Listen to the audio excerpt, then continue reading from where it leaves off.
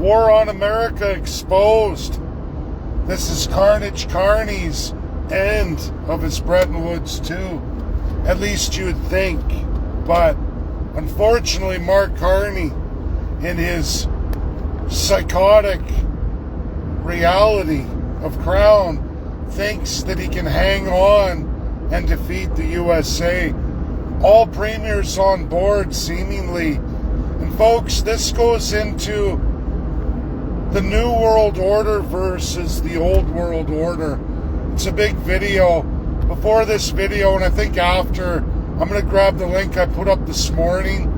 I was into big research, heavy reading, and I wanted to look at all these things because a lot has happened while the government of the United States has been in shutdown. And of those things, we're watching Mark Carney go against the grain with the United States. He appoints a banker from the RBC, head of international banking and financing, that has direct links to RBC's National City Bank, that was nailed for fraud, nailed for money laundering, cartels, the works, massive, massive fines, no prosecutions, all fined. We saw TD go through it too. We've also saw a purge in the United States of America in the last 2 years in many, many what are called financial districts of the United States. There's 12 in fact, and 5 of those have purged Canada completely from them. If you didn't know, World Bank and IMF were created for the United Nations, New World, and you will find them absolutely inside the control and sphere of the United States of America. U.S. controls IMF. World Bank is headquartered in the United States. The problem is they allow appointments from the global system. A global system wrapped in NGOs from the old world order and a completely different financial system. I'm going to get into Carnage Carney in a minute, but I have to give this background. So prior to the United Nations, prior to the rise of the United States of America as a global superpower for the first time in all of world history, USA stood on that stage. And in fact, Soviet Union was brand new too, as well as China. They had never, ever sat on that stage in any global system of the old world prior to that. And these three emerged, but USA really emerged, really dominated as the key player and crafter of what would be the United Nations. And of course, France and UK were hand in hand there too, but let's be real, France had gone prior to World War II as one of the world global huge powerhouses forever and a day, as well as the former British Empire. And they controlled everything. They had a different set of countries in their sphere of global domination. You all know of the WEF. The WEF was there. The WEF is very old.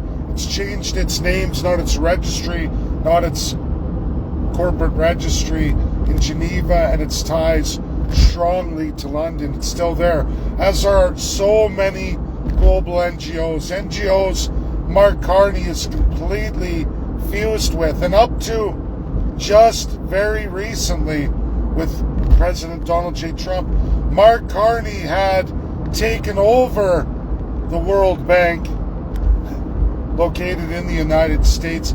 He had taken over the IMF, the International Monetary Fund, through the Green New Deal.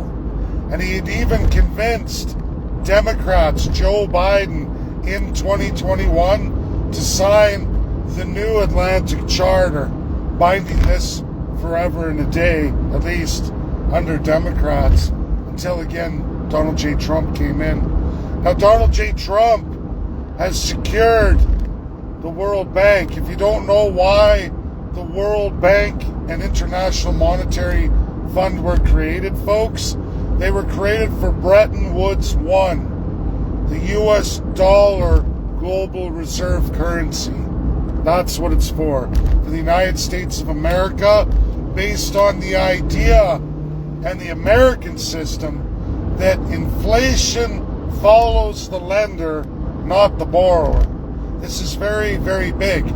So if you have terrible lending practices and you have runaway practices, it is the institutions that fall, not the American borrowers in the United States of America. They don't eat it. Those financial organizations eat it.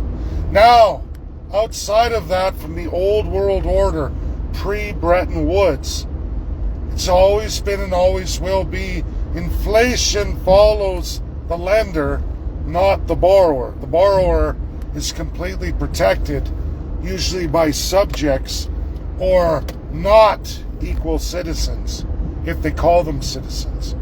That is how the world is run for many thousands of years.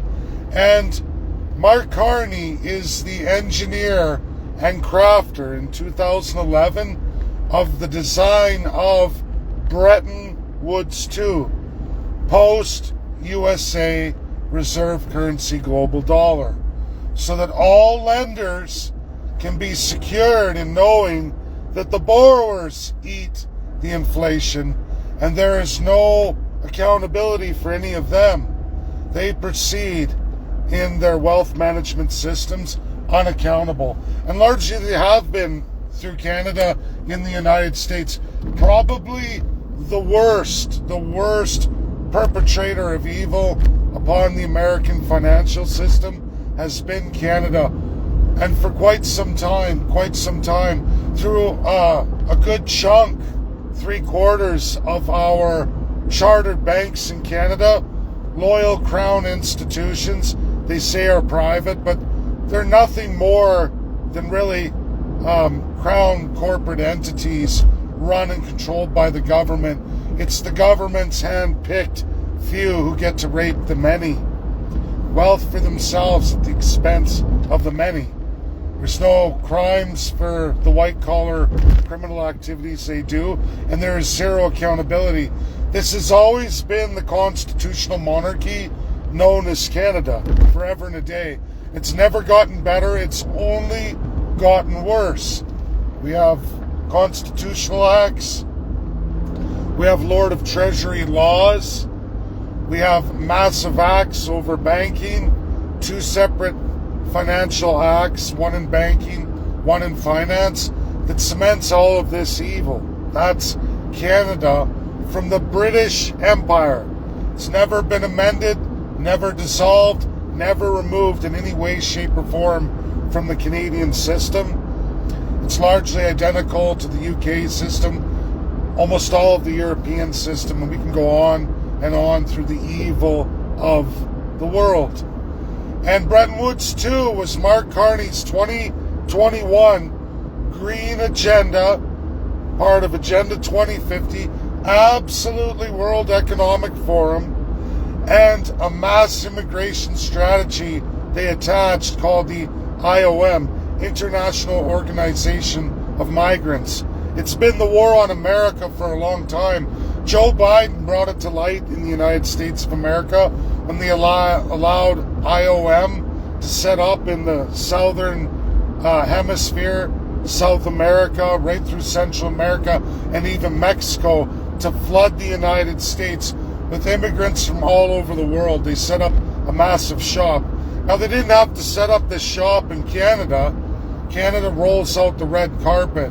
Currently, all media in Canada is telling you that there is a big freeze on immigration. Canada shut immigration down. We're not growing as a country. We're rolling the reins back in. You will get this from Global News, CTV News, and CBC News. However, it's not true.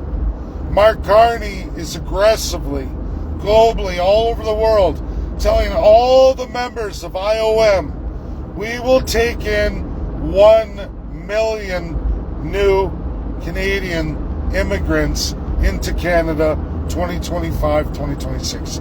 He's got his ads running hard all over the global world of World Economic Forum. Massive NGOs, way more than Klaus Schwab, folks. The problem with so many Canadians, British Commonwealth subjects, and what floods American airwaves is this idea that it's only the WEF, it's only Germany or the Jews. You will hear that over and over again. And quite frankly, it misses the mark. It misses the mark that President Donald J. Trump has not missed, everybody. In 2021, Mark Carney, Carnage Carney, after securing the Bank of Canada, securing the Bank of England, moved on to secure what he thought was the global banking system centered in the United States under World Bank and World Monetary Fund, where at least under Joe Biden, he convinced them to move on to his model, lending practices right out of the Green New Deal handbook. A transition that Canada is going through right now called Agenda 2050 that promises not only to transition away from fossil fuels, it promises to consume all of Canada's fossil fuels for the entire world, friend or foe. And right now, every premier in Canada is working towards that. It's not just, as I've always thought, transition away from these things, locking them away. It's opening up China, India, Africa, all that developing nations world, unlocking them into your resources, pennies on the dollar, to double and even triple consumption rates that I transitioned to in my lifetime as a Canadian Albertan. I watched the transition into the U.S. market system. I watched thousands of years of resources for Albertans and Canadians literally turn into 300 years with America, with the United States. I, for one, am okay with that. I say, hey, that's great. We're North America. Let's secure North America. Let's build a stronger foundation right here at home. Donald J. Trump, Ambassador Pete Hoekstra, they hammer this home. Pete Hoekstra's been on a mission to tour Canada, go through all of these industries. We've watched major changes happen, major statements come out from the United States representative for Canada. He's made many statements. We've watched Canadians respond very ignorantly, I might add, to what his statements are and North American prosperity and security, and then go run amok on the idea that we're going to transition all of these resources into more than 4 billion people in the world. Alberta is 5 million people today. It was a little over 3 million when I was told that it was 300 years left. Now, here we are in mass immigration, mass debt, deficits. Canada's never been in worse shape. Record-breaking unemployment rates, nearing the Great Depression. Albertans, you're in 8.4% unemployment rate. I know, I'm looking at the job market all this week in Alberta. It is dead, and very dead earlier, very much earlier than any year I've seen in most recent past. It doesn't look good for Alberta. Frankly, it's not looking very good at all for Canada. Not at all. Donald J. Trump gave this speech just before government lockdown to the entire military of the United States. A get ready, wake up call when people have nothing to eat because they have no job and their social programs deteriorate. And folks, that's the path we are on under Carnage Carney, who is not stopping his narrative with Bretton Woods 2. This is floating Canadian and global currencies on an open currency system called Bretton Woods 2, where China's yuan takes over, replacing Bretton Woods 1, the United nations, Bretton Woods 1, USD reserve currency. All of his founding partners, all the private banking institutions from around the world have quit. All of those players have been terminated in the United States of America, suffering for Canadians, especially Canadian taxpayers. You've eaten hundreds of $1 millions in American fines. You've lost billions of dollars in foreign investment in the United States of America. Nobody's telling you this. Of course, Mark Carney and his paid media won't tell you any of this because they don't want the panic, even though you should be seeing your record unemployment rates, your record divestment, foreign investment into Canada. There is none. Mark Carney lies and says, oh, everybody's investing in all these projects. No, the federal government stepped in because there is no foreign investment in these projects. No, China is not investing. It's the other way around. Canadians, you are investing in what Mark Carney calls Bretton Woods 2 new economy, China. That's Mark Carney's solution, the war on America solution. And I hate to say it, all your premiers are participating.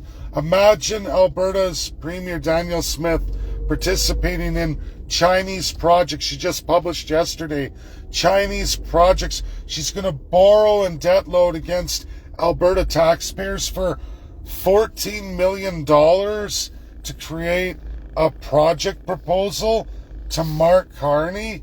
$14 million. Is that what it takes? Is that what it costs? It doesn't. Folks, Mark Carney and the premiers are the war on America. Share the video, get it out there. God bless. Bye now.